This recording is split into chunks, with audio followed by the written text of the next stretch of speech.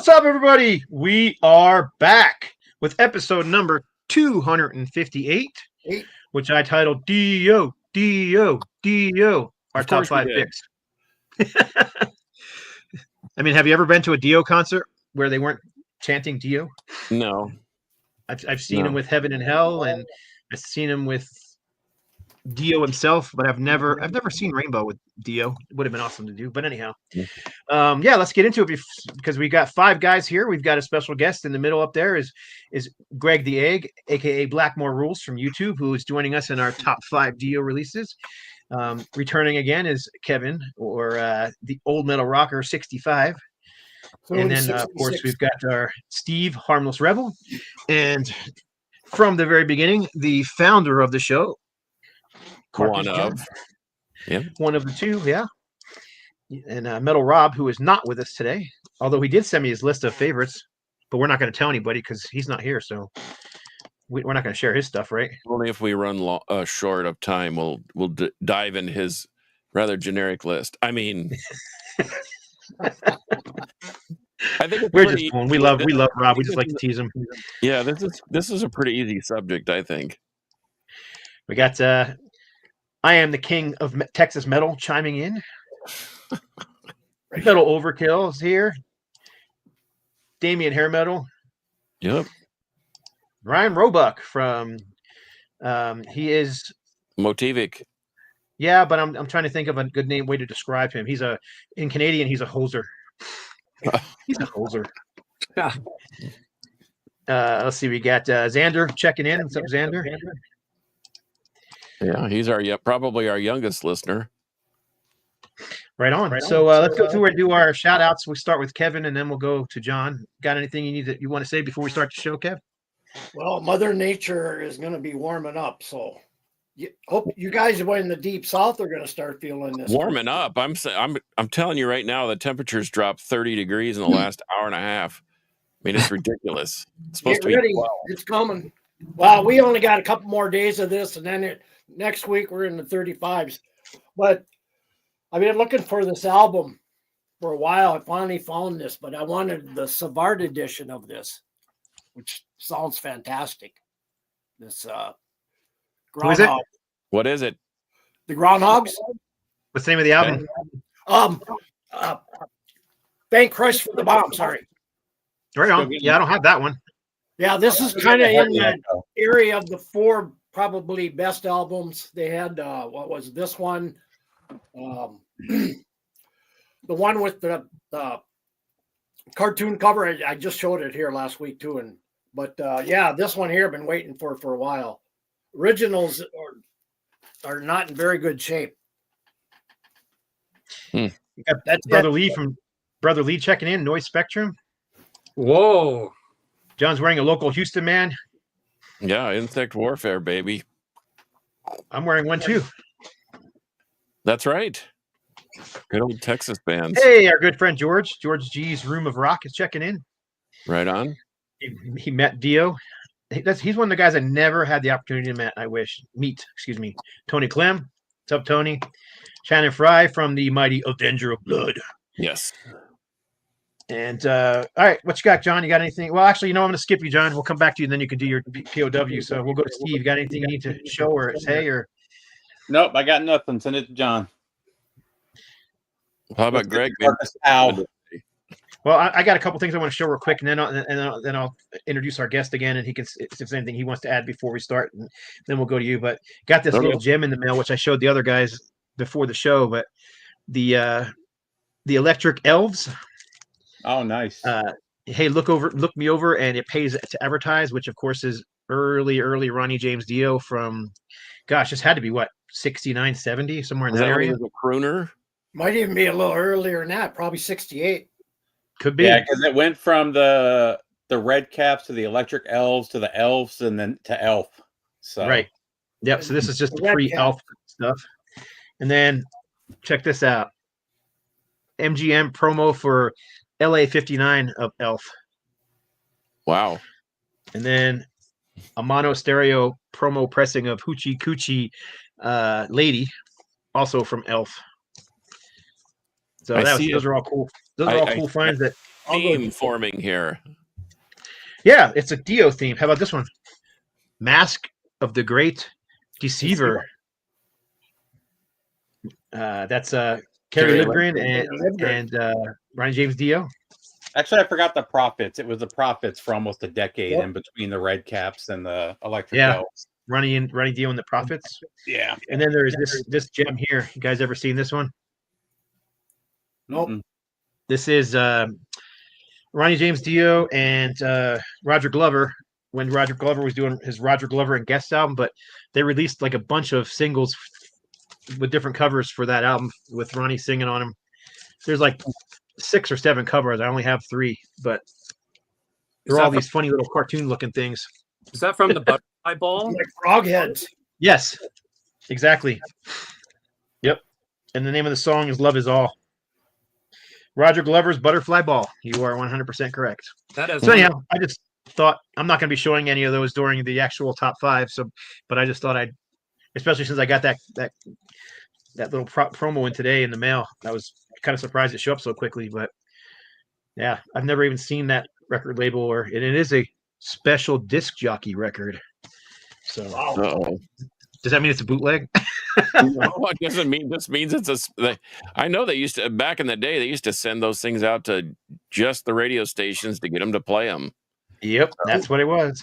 That's what We used business to was all sit about. with my folks owned a restaurant. Every time the guy would come change the jukebox, the 45s he was going to get rid of, he would give to us, and some of them, most of it was all country stuff. And but yeah, different labels you never heard of. Yeah. So the Electric Elves would have been 67, and then from 68 on, it would have been the Elves. Oh wow! So that's a '67 record. Yeesh. Unless it's a reissue from the next year or something. Who knows? I haven't even heard it yet. It literally just came in the mail right before the show, so I opened up the package and threw it on a pile over here to show you guys. So I bet it doesn't Anyhow. sound like Heaven and Hell, but that's my guess. I was thinking maybe it sounded more like Rainbow and Richie Blackmore with all that fancy stuff. Anyhow, our special guest today is Greg, for like I said, up in the middle up there, and in the awesome looking Rainbow on Stage shirt, and he's joining us for our top 5 Dio albums. Is there anything you wanted to add before we go to John and his any pre-Dio stuff? How about Let's Go Canada? Oh, boy, he's really he starts right off stirring the pot. Never heard of it. That's right. Now, actually, the legendary King Scott Waters. There's an Eric Lindros Team Canada jersey there. So if you want to wear that for the game on Thursday, you're allowed. You're welcome. He's a flyer. He was. I think he's a Hall of Famer too, if I'm not mistaken, right? Yeah. He Eric retired. Lindros is retired, isn't he? Oh yeah, he's a Hall of Famer now. Okay, all right. Yeah. So meeting Ronnie James Dio story I went to Sweden Rock and I had press credentials. So they had a big, nice tent with a table. You know how the 5 guys or 4 guys sit on a table and they ask questions? I got to do that with Lemmy. I got to do that with Lee Aaron and Striper and some other bands. But anyway, there was Heaven and Hell right in front of me. Tony Iommi, Geezer Butler. And I was too scared to say anything. And I'm such an idiot. I should have said something to somebody. Like I was 20 feet away from all of them, but I froze. I mean, that's the presence of greatness. I thought, I can't talk.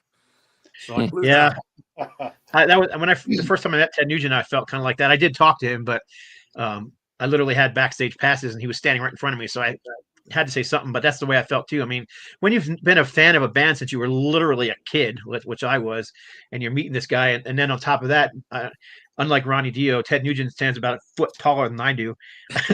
It's pretty intimidating, so I get it. But I found those guys are pretty good at breaking the ice for you because they know, Yeah, they do. Yeah, I gotta say, I mean, I know we're talking Dio, but Nugent, the 3 times I met him, was just the nicest guy in the world. So, but anyhow, go ahead, John. Why don't let's get your hey man, I need to do the graphic. Ready? Boom. Okay, this is our pick of the week. Picks of the week. John's picks of the week. Yes, and so normally I do a Greg. Just so you know, I usually do a rock and roll pick of the week and a metal pick of the week. Two records that I think that every metalhead needs in their collection. And so I will start with something pretty obscure, although it does have a connection to something Scott really digs. This is a band called Ursa Major. Very good band. And this is Dick Wagner. Anybody know who Dick Wagner is? Anybody? Yep, Anybody? He was a studio musician, played with, gosh, Alice Alice Cooper, Yeah. So Pink Ursa Floyd, Major, among many others. Yeah, this is their first album. And when I heard In My Darkest Hour, I had a friend, Rob Doom McNeese, down in Houston, recorded me. He and I trade comps all the time, and he recorded this that track, In My Darkest Hour, and I couldn't get enough of it. I searched the world high and low and finally found a clean copy. And so if you find Ursa Major, grab it like a rabbit and put it in your collection. You'll never get rid of it. It'll be there forever. Yeah, really good 70s hard rock. Yeah, that's a great 70s hard rock, and there's a lot of melody to it, and it's well produced, and it really sounds great. So here's my second one, and for some reason, I've been on a thrash bender lately. I don't know if it's the cold weather and I'm trying to stay warm or whatever, but Toxic Holocaust, Chemistry of Consciousness. This was the last one with Charlie Belmore and Nikki, and I think this was the last one. This might have been just one that Joel did himself, but this thing is an absolute ripper. And if you can usually find them, but I don't know why they're $30 and $40. Shit's up in price. A lot of I Yeah, the don't know Toxic why. Holocaust stuff's gone way up. Yeah, I have several copies. This isn't a signed copy because I know him and I've done a T-shirt. In fact, when they did this cover, he was so bent out of shape about it because he wanted to use the Cobra the Toxic Holocobra that I did for him for the T-shirt that he paid for because the label said, "Yeah, we don't want something psychedelic." And I'd actually stacked the logo, and anyway, it's a big debacle. But Joel's a good friend and obviously a great musician. And check out some of his side projects too. He's got this ambient side project that's pretty cool. But this thing is a must-have for any metalhead. It's well produced. It's great musicianship, and this thing absolutely is a shredder. So, Toxic Holocaust, Chemistry of Consciousness, along with Ursa Major, can't go wrong with those two. Right on. Good choices. You bet. When I saw Toxic Holocaust and Havoc together last year, I saw Carcass John shirts from both bands floating around that day. Yeah, sure enough. Okay, I get lucky every now and then, and so I don't take it lightly either. I'm happy to do it. It's a great opportunity for me, especially now that I'm fully officially retired. Yeah. We got Greg's retired too. Yeah, we got I'm TJ Lewis retired. checking in and Don Moore also checking in. What's up, guys? I'm Sweet. retired, so it's all good. Yeah, come on, Steve. Come on, Scott. I got another decade, man. I got a plan. I think when I turn 95, I can retire, and I should have enough money to last me for at least 5 or 6 hours. Yeah. Okay. That's about what I decided. I decided, well, if I work 2 more years, I'll put wear and tear on my body and stress and strain, and I'll have about the same amount of money in the bank. So I'm just going to do it right now. And my little stipend per month is only about $100 difference if I wait 2 more years. So forget about it. We had a family powwow, and here we are. Right on. Well, let's get into our topic. D-O. So we're John's going to go got through a a sugar top mom 5 now, or a sugar picks. wife. So how we're going to kind of work this is everybody's going to show. We're going to go through all 5 of us, and we're going to show our number 5. There may end up being all of us showing the same one at the same time. There may end up being showing the albums at different times. Who knows? We don't know what's going to happen. But if someone shows the album that you're going to show, don't say anything. Just wait till your turn and then you show yours, and we'll talk about it again. And you could tell us why you love it. So, but let's start with our guests. We're going to start right in the middle. We'll go with Greg. Oh, thanks. What's your number 5? No pressure, huh? No, Well, That's the wrong answer, Greg. okay. I've got an honorable mention, a number 6, because after that, to me, there's a little drop off. But this was nerve wracking. So I kind of went by what albums have I listened to the most out of the whole 40, 50 years or whatever? Which ones have had the most play time? That was the fairest way I could think of doing it. So I'm kicking myself though, because this is number 6. This didn't make the cut. But today, I haven't listened to this very much, but boy, I listened to this yesterday and today just to get ready for the show, and I went, "Holy crap, this is way better than I remember." The two songs I was kind of skipped through, but man, this is just this is right up there with Heaven and Hell and Mob Rules. I think pretty close to that. But yeah, that's my honorable mention. But to get to number 5, I guess I should kind of be quick here. I got to go with, this just kills me. This was really hard to do, but I'm going with. I agree. Really because of the sound quality. It's not as heavy. Like if it had Rainbow Rising sound on it, it would be help. And if you could play some of these songs, the live versions are phenomenal. Like if you 16th Century Greensleeves and Still I'm Sad and Man on Silver Mountain. I mean, live, I would push this album way up. But I'll move up. But I'll just my number 5, and we go to the next person. I'll just show a couple of the shirts from that era, and you can go to the next person, Scott, if you want. While I just show these. No, go ahead, show them. Let's see what you got. Okay, that's just with the background. Like Rainbow has such a phenomenal, like the background. They'd have the Rainbow Rising covered behind the rainbow, or they'd have the first album behind the rainbow. That's just a pretty cool. That's a cool shirt. Yep. Of course, this is fun having a purple one because every rock shirt's always black. That's cool. And then this one, because I love that picture so much. It's just one of my favorites. The purple shirts for LA Kings, right? Pardon me? The purple shirts for the LA Kings, of course. Yeah, well, I thought that was soap there, Scott, but that's okay. It's your show. Yeah, Don, this is any album with Dio on it, not just the Dio albums. Yep. Any band. Okay. So, yeah, Kev, what you got? What's your number 5? My number 5 is my intro, actually, to Ronnie James Dio. Back in, I think it was, 73, 74 in there. But I got turned on to Elf. It's not a very good cover. I've searched high and low for covers, and I just can't find anything this, but the album itself is really good. But yeah, this was my intro to Dio back in 73, 74. Wow. But I also have the CD, this cover is kind of what drew me in anyway. That's maybe one of the most metal album covers of all time. I love that album cover. It's great. But yeah, I wish I had a better copy of the cover, but I'm glad the album's great. So that's I like your cover. It's got personality in it. It's your cover. Yeah, you can see it. People always complain when an old album has ringwear. I'm like, it's an old album. I actually bought this at a store up in Fargo. I used to go quite a bit. They since closed now, but he had it behind the wall, on the wall behind him. But I didn't want to pay the price, and I hesitated, and I gave it to him. But Glenn Rogers checking in. I don't come across it. Does anybody know who Glenn Rogers is? Glenn Rogers is the guitar player currently for Primal, but Glenn's also played in Hyrax and Heretic and Deliverance and Steel Vengeance, and he's been around for a long time. So good list. TJ Lewis is already picking his number 1, Heaven and Hell. I wonder if anybody else picked that as their favorite. We'll see. Yeah. All right, you're up, John. What you got? What's your number 5? I dug and I've been scrambling. It's weird being retired because it's like I have less time now than when I was actually working, because I just end up doing so much stuff. But so anyway, I couldn't find this. I couldn't find the tape. I couldn't find the record, and I couldn't find the CD. But froze.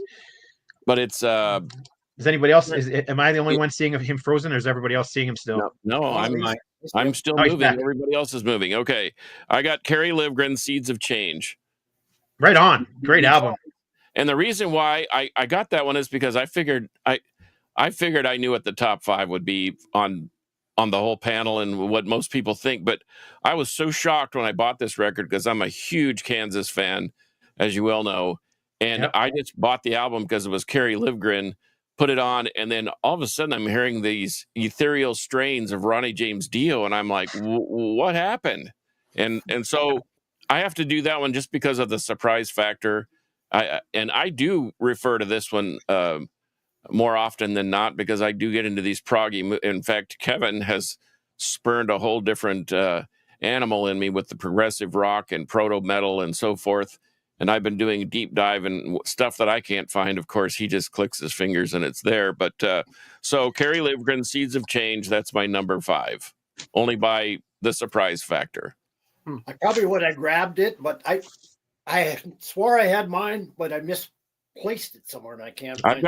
I've got the vinyl, I've got the CD, and I've got the tape somewhere, but I've been you all well know that I've been shuffling the deck around here and trying to cram 50 pounds of vinyl into a 10-pound bag. So anyway. Right on. What you got, Steve? And Kerry Livgren doesn't get enough love because he wrote two of the biggest hits for Kansas as well. And Kerry Livgren's amazing. What's that? Kerry Livgren's amazing. Oh yeah. So this is one that a lot of people put at the bottom of Dio's list, and I've never understood why. But from the moment I heard this album, I was hooked on it. "I" is one of my favorite Black Sabbath songs of all time. But I had to go with "Dehumanizer" at number 5 from the mighty Black Sabbath. This is after he returned after 4 albums to put out just another killer Black Sabbath album. Good, yeah, good choice. Oh, I guess it's my turn, huh? That is your turn. I'm gonna pick a sleeper. I think most people don't recognize as a great album, but I really enjoy this album. This is from the Dio band, but this is Dream Evil from Dio. I think it's a great album. I don't know why people didn't like it. I just think it was that time period when people were just not into this style of metal or something like that. Because I think this is a fantastic album. I don't think he had a bad. I mean, he had amazing guitarists on all of his solo stuff. I was going to say that. I was just going to say that, Steve. I don't think you can argue against anything that he's on, whether it be Rainbow or Sabbath or his solo stuff or whatever. I mean, and the lineup on this thing is amazing. I mean, you've got I think it's on Ronnie James Dio vocals, obviously, Vinny Appice on drums, Jimmy Bain, who has since passed away, on bass, Craig Goldie on guitar, and Claude Chanel on keyboards. Of course, Claude was also in Black Sabbath for a spell. Was that the album that they were touring with when they were out with Motorhead and Iron Maiden? Wow. Motorhead, Dio, Iron Maiden. Because I saw that tour. And that was a little later than this one. Wow. Okay. I thought they toured with Motorhead for Strange Highways, didn't they? Maybe so. I remember seeing that lineup and thinking, why are they so low in the? It was. I mean, It was. In fact, I want to say it was Zakk Wylde. This was 87. Okay, it was Zakk Wylde or Black Label Society, Motorhead, Dio, and then Maiden. I did also pull a number 6, because I love this thing. This album is so much better than the Live Evil album. Better mix. Wow, it was much later. It was 2003. Iron Maiden, Dio, and Motorhead. Okay. Yeah, I saw that tour. I remember seeing they were great. Yeah. But so anyhow, was that Killing the Dragon, or was that? I think it was Killing the Dragon. Let me see. Do. While we're looking it up, why don't you go ahead and show us your number 4? Go ahead, Greg. Okay, I just did studio albums. That's fine. I did too. I would have 6 live albums at the top. But anyway, yeah, for studio, this is how I did it anyway. But this kills me too, because this has Rainbow's second best song, or my second favorite anyway. Da-da-da-da.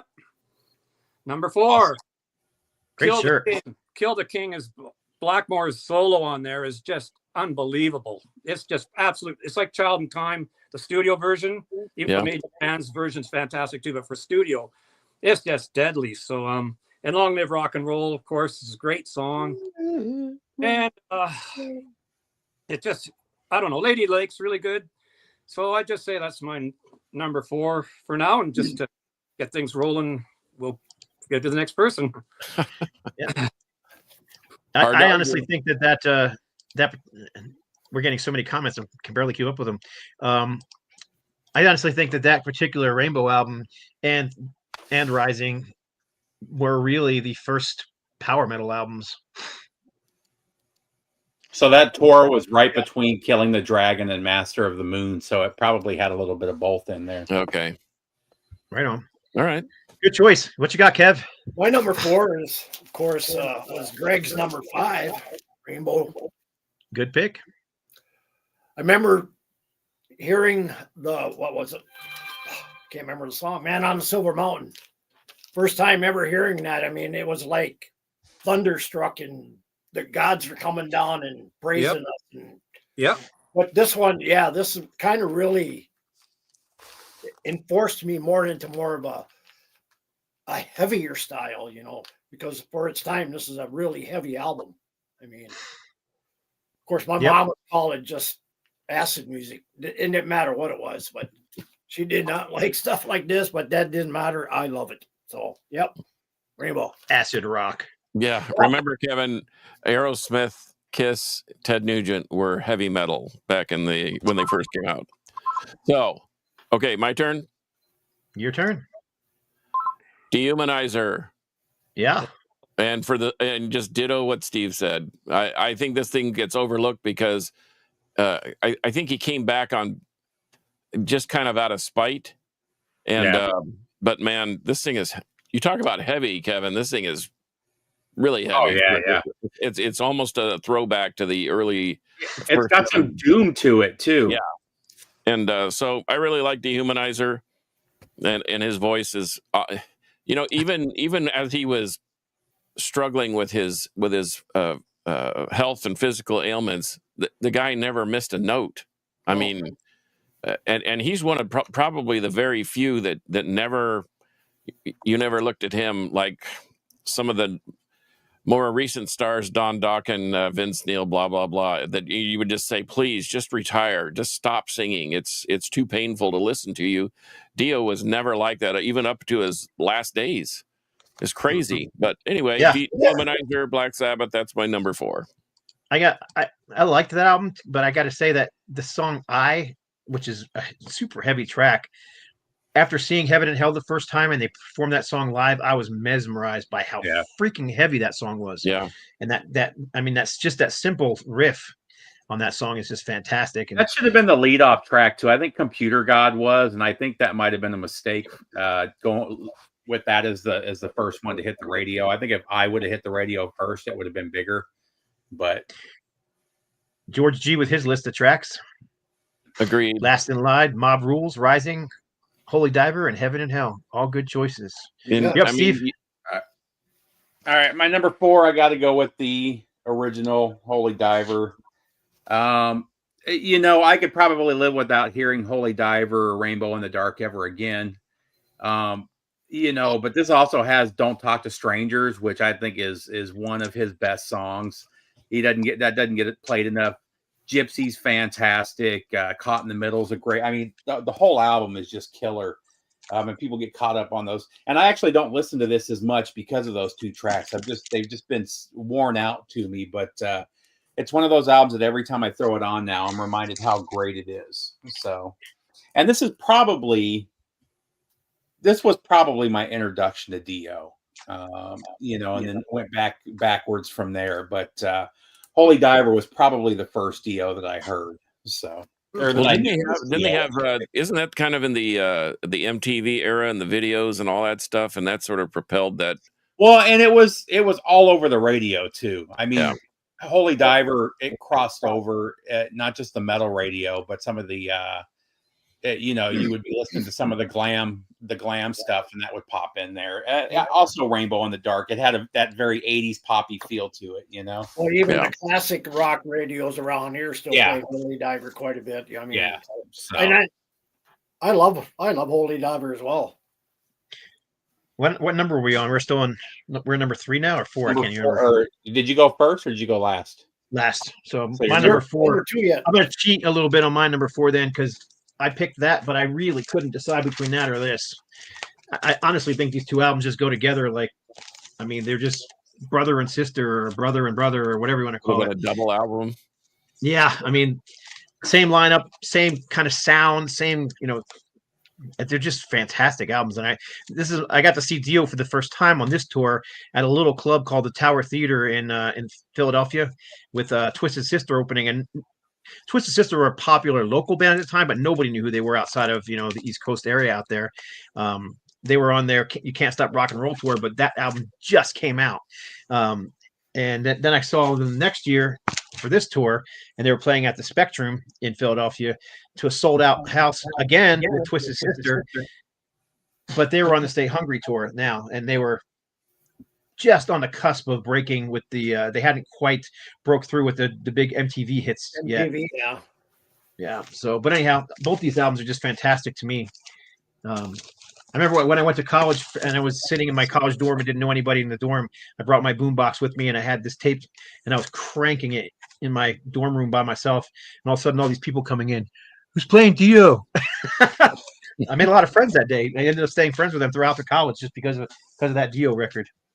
Anyhow, you're back up again, Greg. Go for it. Number 3. Okay, I was trying to find this. I must have played it and didn't put it back where it belongs. But anyway, I've got to go. Yeah. With the Mob Rules is number 3. So it's just when you talk about twin albums, you can go Heaven and Hell and Mob Rules. It's the same thing. They're just absolutely. It may as well be one double album. So, and I got to see. Well, I saw the Heaven and Hell tour. I didn't see Mob Rules tour, but yeah, it's just and every single song. There's none I skip. Country Girl, maybe because I'm a city boy, so I don't can't relate to Country Girl very much, but. Other than that, it's just excellent. And Sign of the Southern Cross. Talk about a 10 out of 10 of rock. That's one of the greatest. I love that song. But yeah, that's my number 3 anyway. Well, if you ever get a chance, check out Fates Warning's cover of Sign of the Southern Cross. They do a great cover of that track. Yeah, I'll write that down and I'll check it out. Fates Warning, yeah. Oh, okay. You're up, Kev. Okay. My number 3, of course, Holy Diver. Of course. And then, of course, you got to have this with it, though. Yep. Which is how many the 4-disc set? Yeah. But, yeah, this, I mean, enough word said about this one, but great album. I mean, again, like you said, Holy Diver. I mean, what more? Iconic cover. Yeah, great album cover. But then Greg. Kevin, hold it upside down. Hold it upside down instead. Oh, see, now it says devil right there in the bottom corner. But then you can do this Holy Diver live. Yeah, that's great too. Yeah. That is my number 3. That's a good choice. We've all so far. Well, we got 1, 2, 3 people. 4 people have showed that one so far. Well, and I like the Dio solo albums. And in fact, I've painted both of those covers on the back of jackets for people. But anyway, my number 3, and for a different reason, Live Evil. And the reason I like this is almost the same reason that I like Deep Purple Made in Japan. I love the guitar work on it, but I love the vocals the most. But and the thing is I love to see if these guys can actually pull it off live. And this is pretty much a raw recording, and that's what I like about it. The production may not be as good as that one you showed, Scott, but man, I love that because Dio is spot on. So Black Sabbath Live Evil, my number 3 with a bullet. Yeah, this one is one of those numbered things. 3,000 copies, and I pre-ordered mine. It was like Rhino Records, and I think it sold out in pre-order. Yeah, those are like $300 now. It's crazy. Yeah, everything the Rhino puts out sounds great, and the packaging's decent, and yeah, the packaging's great. It's a 3 LP set too, so it's the full show. Man, I've always had an issue. I love and hate that record. I don't like Dio doing the Ozzy songs. I don't know what it is. I don't mind when Tony Martin does it. I didn't mind when Glenn Hughes does it. But for some reason, I never liked the way he sang them. So his own songs that are on there, I love. I just never got into him singing the Ozzy songs. I don't know why. But So my number 3 is going to be Long Live Rock and Roll. I still pull this out all the time. Of the 3 rainbows that he's on, a lot of people would put this as their number 2, but this has always been my favorite. And I mean, Long Live Rock and Roll, Lady of the Lake, Gates of Babylon, Kill the King. Kill the King is one of the best songs of the 70s. It doesn't get much better than that. And Cozy just murders this record. So that's Cozy Paul, yeah, you bet. Yeah. Heavy feet, heavy hands, like his style. Heavy drugs. And mine, that goes without saying back in the my number 3 is going to be a big shocker. What? Mob Rules. So not much to say. We already talked about it, but yeah, Silent Southern Cross is one of my all-time favorite songs. I just think that song is freaking brilliant. But this whole album is great. And E5 150 is just a classic. I mean, that's how they were opening up their concerts for a while. I like that little instrumental, whatever you want to call that thing. It's kind of weird that it didn't actually start the record off. It's kind of like in the middle of the record, but it's kind of like there's not a bad song on here. Kind of like Orchid on what Masters of Reality. Exactly. They throw these little interludes in there, and it's like, why? Why don't you put those at the beginning? I think I know why. Because they wanted the publishing money. Because the more songs you put on an album, the more publishing money you get. So they just throw in a 1-minute thing, and bang, you get however much out of that deal. That's what I've heard anyway. Probably so. And I know we haven't said this, but this is also another one of those iconic covers. And this is one of the big. I don't know if you guys remember the Satanic Panic scare back in the 80s. This is one of the ones they'd always show because of the little demon guy's picture right there. Right. But anyhow, my kids are gonna get bad. Well, and that was done by a fantasy brother artist team, the Hildebrandt brothers, that was doing Lord of the Rings and the Tolkien books and all those, so it was kind of an odd thing for them to do something so graphic and doom-like, because they were doing these little happy little fairies and trolls and what have you, and then they come off the press with that, and everyone's like, "That's a Hildebrandt? Good grief!" Yeah. So there was more controversy than just the demon guy and the tarp. Yeah, it was. Yeah, there was a lot of controversy. Well, of course, it's just Black Sabbath, so they've always been the center of controversy. So, well, just the name. The evil music. Yep. You're up again, Greg. Numero dos. Okay. Number 2. Of course. Number 2.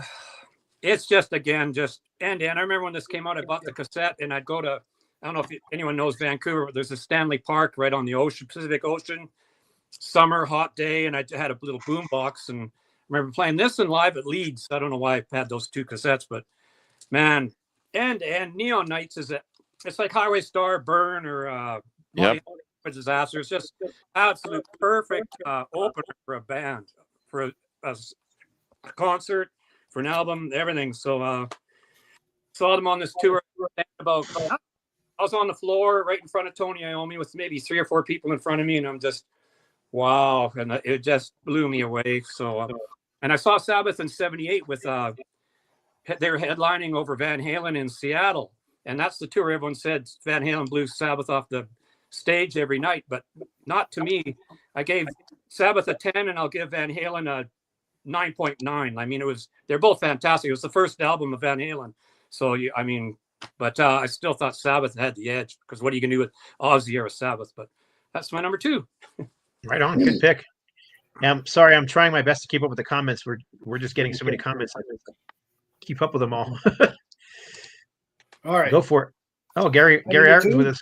What's up, Gary? Mob Rules. You bet. Absolutely, great album. I remember hearing Mob Rules. I can't remember. I think I was still in the Coast Guard at the time, and I think I was just getting ready to just get out, and Mob Rules came on the local rock station there, and in Duluth, Minnesota, and I immediately had to go find this thing. And at that time, it was your only access to hearing this stuff was local radio, and I mean, unlike today where you got internet, you got so much access to everything, like the old days where you had to go search. But luckily they had this. So, yeah. Yes, someone just mentioned that "Falling Off the Edge of the World" is one of their favorite songs. Yeah, that's a great underrated. And great let's opening see track, here. too. Andy research said that Iron Saber does an amazing cover of Neon Nights. I'll write that down. Yep, I can vouch for that. Anybody who's listening, are you hearing a lot of the sound's delay and kinda reverb? weird. Yeah. I'm getting it every once in a while. If anybody on the show, on the five of us, if you have what do you call it, YouTube open on your computer, close it, because that can cause that sometimes. But not if it's on, and if it's not on your phone, you're fine, Greg. Oh, okay. Anyhow, number 2. Where are we? Yep. Number two for you. No big surprise. Mob Rules. and I think your point that they could easily be a like one double album, and this would be the start of Turn Up the Night is kind of a Neon Nights style song. It's a real aggressive rocker, and but yeah, Falling Off the Edge of the World is, I mean, come on, that's that's Child in Time all over again, except for that's the Black Sabbath version. But so my number 2 without question is Mob Rules. Did you get to see that tour? Did you get to see that tour, John? Mob Rules? Yes. Yeah. Oh, yeah. Right on. I've seen the only rendition I haven't seen, I never saw, was the Ian Gillan, the Born Again tour. That's one I did get to see. Yeah, I never saw that, and I'm a huge Ian Gillan fan. I didn't think it was a good fit, but I thought it was an interesting, mesh of two super groups basically, and all I needed was Blackmore playing rhythm and second lead. I didn't like that Gillan record when it came out, but that's become one of my favorite Black Sabbath albums. Oh, Trash is like we talk about speedy, thrashy, heavy, like power metal. That's it right there. I mean, but just the story behind it, where he was drunk in a bar and someone said, "Oh yeah, by the way, you got to go. You joined Black Sabbath," and he's like, "What are you talking about?" Yeah. But anyway, someone just said something about the "Love Is All" track. Yeah, at the very beginning of the show, I showed that one of the "Love Is All" singles. Good choice, Goldie Wax. All right, so that take us another direction since everybody else is showing the same record. I'm going to show my rules. Let me just say, if somebody asked me what heavy metal sounded like, the Sign of the Southern Cross is one of the albums one of the tracks that I would play for them. Sure. It's just one of the great metal tracks of all time. The whole album is fantastic, but between that, Falling Off the Edge of the World, and Mob Rules, man, it just fantastic. 10 out of 10 record that everybody should have in the collection, whether you're a metal fan or not. Agreed. I had the Mob Rules tour book, man, and I just remember listening to the album and staring at that tour book, just looking at the pictures. And I don't have that book anymore. Wish I did. All right, where are we at? We're number 2, right? Still, yeah. Yes, number 2, and I'm last. So my choice is going to be very different than everybody else's. Yeah, that's your number 2, huh? Hey, number 2, Heaven and Hell. Ooh, I might have to meet you in the parking lot. I love this whole album. Neon Nights is brilliant. Children of the Sea. There's just not a bad song on here. I mean, this is one of those ones. This is the greatest hits album all by itself, and if you ask me, Dio is amazing. The songwriting is amazing. I think, if I'm not mistaken, didn't Geezer Butler write the lion's share of this record? I believe you're right. And I remember when it came out, and when I heard that Ozzy was leaving, I was such a huge Black Sabbath fan.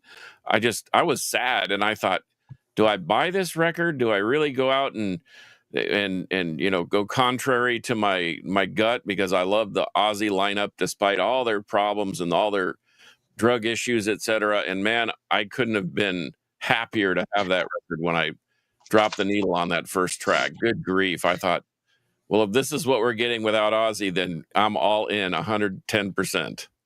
James Wilson just came in and said the cover of Dream On, that Dio did with Yngwie Malmsteen is phenomenal, and I agree. It's fantastic. Have you ever heard that track? Anybody besides me? Nope.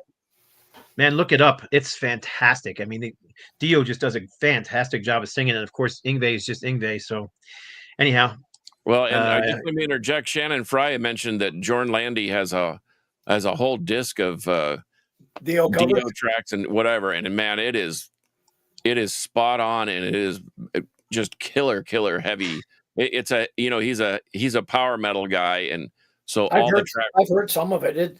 It really is pretty damn good. Yeah, it's there's really a good. few really good Dio tribute albums. I have a couple of them. I'll grab when we're doing number one now, right? We're up to number one.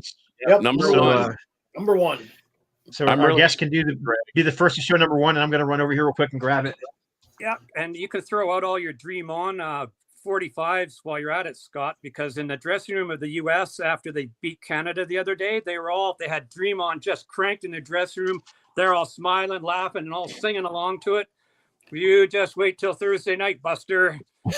There's a whole hard hockey coming up. But anyway. Okay, we've never had a political forum on the Metal Roundtable, but this is like borderline. This is where this is almost religion. Yeah, this is because I know hockey is more of a religion than a political bend. But anyway, so all right, we're all in. All right, I had to I'll show this real quick. This is one of the best Dio tribute albums ever. And what is it called? It is called Holy Dio. Holy Dio, a tribute to the voice of metal. Okay. I'll read some names on here. So you got Blind Guardian, Primal Fear, Doro, Jagdpanzer, Fate's Warning, Catch the Rainbow, Gamma Ray, Yngwie Malmsteen doing Gates of Babylon. Amazing. Gravedigger, Hammerfall, Holy Mother, Stradivarius, Alex Rudy Pell, Enola Gay, a band that's fantastic and nobody knows about. Yeah, I know about them. U.S. Power Metal, Solitude Alternus, Texas band. Oh yeah. Destiny's End, another Texas band, Yep. and Angel Dust, German band. Yeah, this thing's it's really good. Holy Dio, I'm gonna need to look for that. Yeah, And, Holy Dio. all those bands, those aren't real famously known bands like the commercial side, but that is a hell of a lineup on that CD. Yeah, no doubt. All right, you're up. Go ahead. Number one. Here, let me do the graphic. I think we already know. I would bet money I know what his number one is. Okay, well, just on that Dio tribute albums topic quickly, there's another one that came out where Metallica covered. I can't remember what they did a medley, but they did. I think King and Light in the Blood together on the same song. And you guys you'll probably take me right off the show because I'm not a Metallica fan, but when they do songs like Saxon and Motorhead, they do them nice, man. And Light in the Blood, phenomenal. On that, but anyway, you're right, Harmless Rebel. Rising. Yeah. That was easy. All the rest were tough. This one instantly was number one because number one song of I guess if I could be on a desert island, I would pick Freebird live. My next song I would pick is Light in the Black as my second favorite song of all time. Blackmore solo in there. I air guitar to that I was just sweating before I have to catch the bus to go to work, and I'd have to fit it in before, looking at my watch, I've got 30 seconds, but it's just even from the album cover. Dio singing the best song. I don't know. I guess I'll talk forever about it, but yeah, that's my number one. Good choice. Yep. Before we move on to Kevin, we got a couple questions.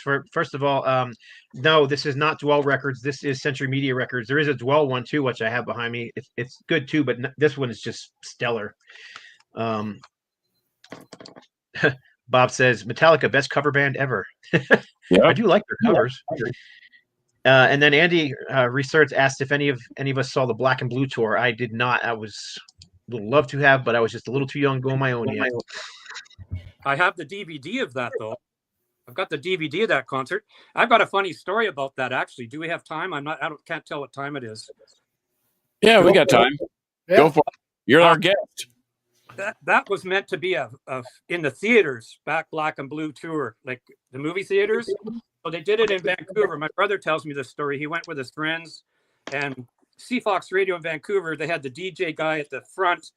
He kind of announced it, said, "Oh yeah, everybody excited to see the band and blah blah blah." Black Sabbath, Boy Scout, and then my brother's friend stood up, and he goes, "When did you guys ever play Black Sabbath? Tell me when. You guys never play them, and don't give us this that you're all for Black Sabbath." And so yeah, I mean, I don't know, that's pretty strange, and 100, 200 people in the theater, or whatever. But he was so mad that because they never did play Black Sabbath back then. So anyway, that's my story.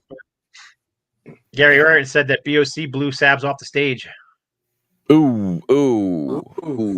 Well, anyone could. I mean, that first live album from them days, Blue Oyster Cult, they were pretty up there. I mean, their first two good music. I'm just going to leave this. I'm just going to leave this one up here for a while. Gary Arton's comment here. I'm just going to leave that up there for a while. That's a good comment. Let's go Flyers. So what did our good friend Jaime Rivera? What did he sing on that? When he was at the end? James sang the title track, "Last in Line." Yeah, there you go. Yeah. So where are we? Kevin, number one for Kevin. Number one, Heaven and Hell. Good pick. I heard Children of the Sea on this. I mean, what a fantastic song. And then Lady Evil is another one of my favorites off of this. Evil, Lady Evil. I mean, and that a story about that song there. A friend of mine who was in the band Skullview, Dean Taverner is a guitarist. He has a new band out called Ye Old. I can't think of it, but anyway, at the time, his girlfriend was forming a Dio cover band and called it Lady Evil, which was kind of neat. I have actually a CD they recorded with all the Dio covers, she actually did a pretty good job. But yeah, number one for me, no doubt. Boy, I tell you what, we're crossing all the boundaries today, from Canadian to the U.S. to the hockey to, they say that soccer's the world game, but I'm beginning to think that maybe it's hockey after all. Anyway, hockey is the most metal sport. Yeah, soccer's just a reason to riot, in my opinion. But anyway, my number one, of course, is Heaven and Hell. Once again, like I said, I was so disappointed, but that's my number one. And Lonely is the Word. I mean, you talk about a classic ballad, heavy metal ballad. Man, that is stretching all the vocal cords to the max. But I love that thing. And Heaven and Hell and Walk Away. I mean, every song on here, Die Young. I mean, name a bad track on there that you can't. No bad. Not a bad track. So Heaven and Hell, that was the easy one for me. I know Greg said that his was easy, and I agree. Rising is an awesome record, but there's too many to choose from. So yep, yeah. My number one was easy too. Okay, sorry, you mentioned Dio tribute bands. Why aren't there 1,000 of them? Because if I could be in a Dio tribute band, I could pick from Rainbow, Sabbath. I mean Dio, or whatever. You know what I mean? But people can't pull off his vocals. Yeah. Oh, well, that's true. You're right. Yeah. You're right. I mean, that's hard to do. Yeah, my number one was real easy too, and mine's a step in a completely different direction from everybody else. I'm being honest this time, but I got to go with Strange Highways. From the moment I heard this album, it's been my favorite of the Dio band albums. Jesus, Mary, and the Holy Ghost is my favorite Dio song. There's not a bad track on here. Super underrated, but a 10 out of 10 record for me. That's a shocker, but okay. I can't disagree with you once again. I could cheat and go with this. I choose the Dio box set. Yeah, it's cheating. Whose show is this anyway?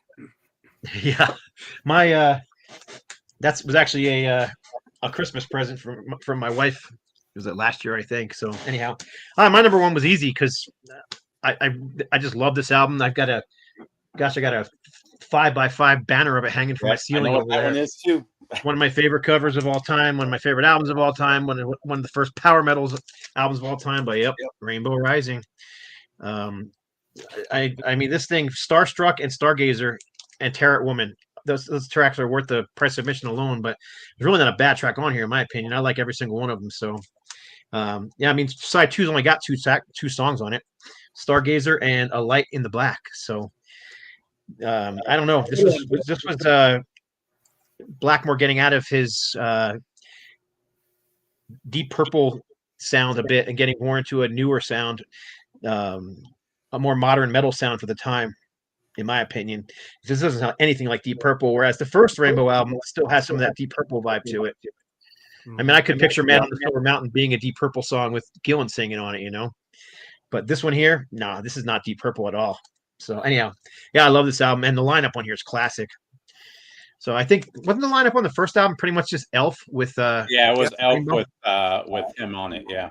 Yeah, so I thought, anyhow.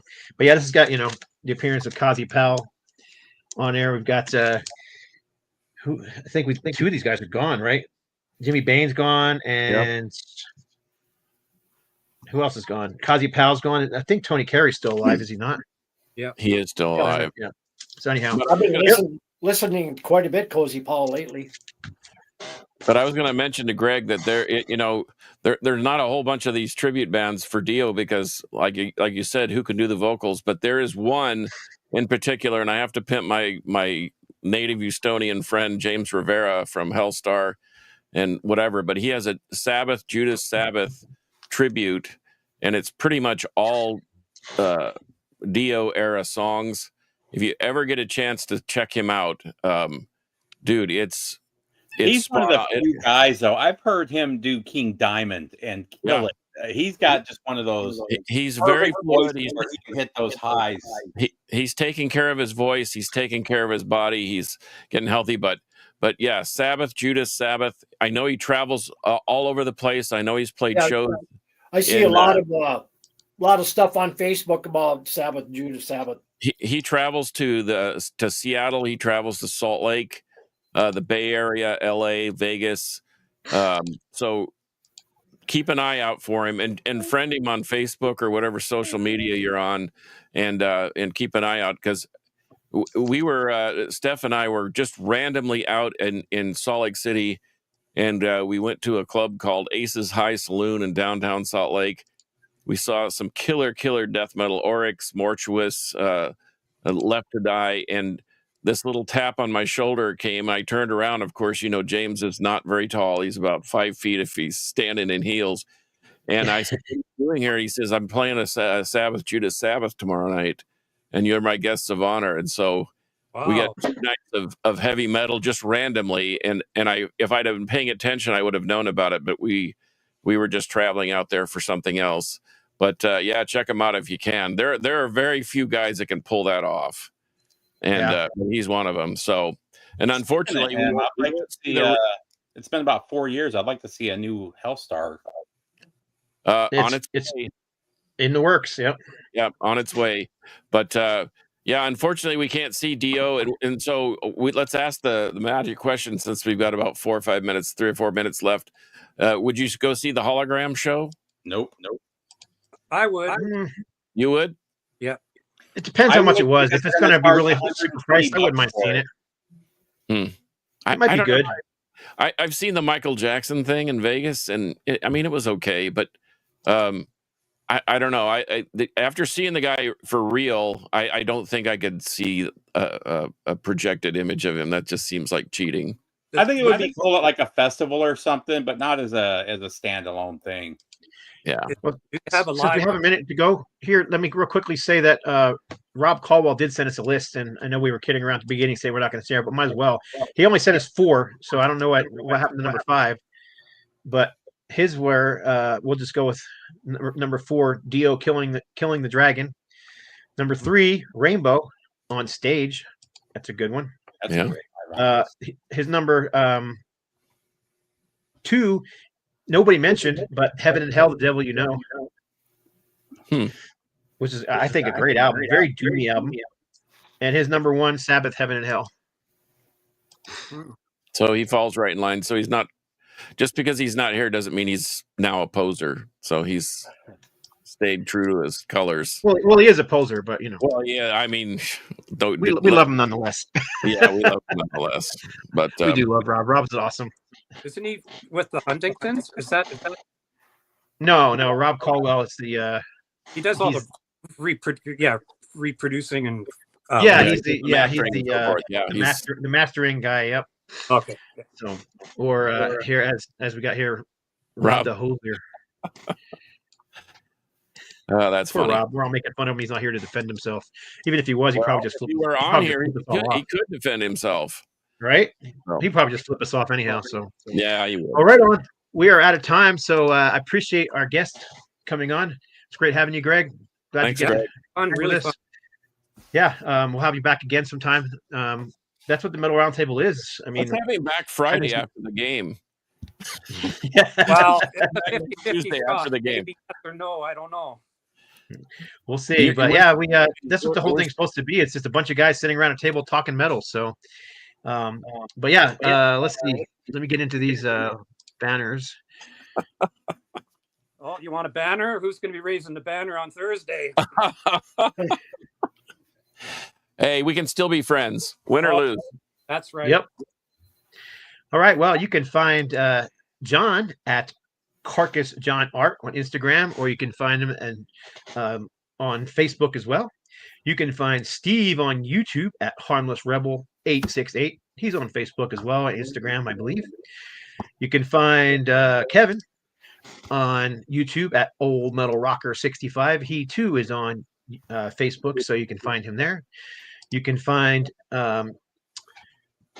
me on Instagram at No Life's Metal, or you can search Scott Waters on YouTube, and you can find, I don't have one for you. You can find Blackmore Rules on Blackmore Rules on YouTube, and he's got tons of videos on YouTube. He's the guy that I always talk about, who sends me the Donny Osmond records all the time. So it's become a thing that people now make. Yeah, people have more Osmond records than the Osmonds do. hey, Crazy Horses, the heaviest record that of that era. That song is embarrassing. Yes, but how many of you have this? What the heck? I know. I was thinking about sending this to you, John, as a gift, but I don't know if I can part with it. No, I'm more of a Marie Osmond fan, but that's him. No, I get that. I do get that. Although I do like his jacket. I dig the leather fringe. That's kind of cool. I want to see you wearing that. I'm going to find one at a thrift store, and the next time you come down to Texas, we're going to put you in front of everybody. You can announce Iron Jaw is going on stage, but you got to wear that jacket. All right, that's right, and the bandana around your neck. Got to have all the fringe. Yep. All right, on. So let me see if we got any more comments we need to go see before we go. Partridge Family rules. Don Martin or Don Moore, Crazy Horses is decent. Yeah. Brother Lee, thanks for coming by. Always appreciate you. Miss your videos, buddy. Yep, Partridge Family rules. Yay, Noise Spectrum. Crazy Horses is decent. I'll take decent. I'll take that over. It sucks. It's a rock record. It's not bad. No, it's good. Anyhow, well, you guys know how we do it. So for episode number 258, D-O, our top 5 picks, Metal will prevail. And then you guys can make some silly faces while I figure out where the banner is.